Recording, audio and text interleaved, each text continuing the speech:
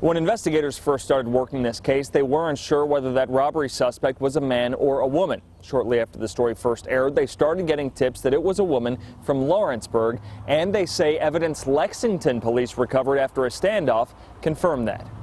This is the surveillance video the sheriff's office released after that robbery last Sunday night. You can see that robber pull out a gun. The sheriff said the person's skin was covered with some kind of white substance, maybe powder or paint.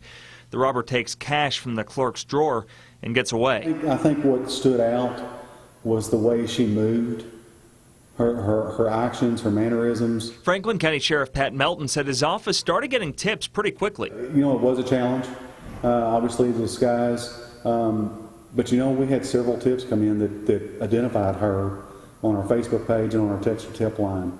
I mean, several. 2 days after the robbery, Lexington police arrested Robin Holbert after a standoff. They said they had pulled her over because the car she was in was reported stolen. They said she ran from that car with a gun, and that's what started the standoff that lasted for hours. Today, Sheriff Melton said Holbert is the woman who robbed the gas station. Our detectives did a great job on this, and she did admit to the robbery that it was her, and the evidence that Lexington has is consistent with what she had during this robbery and what we've got on video.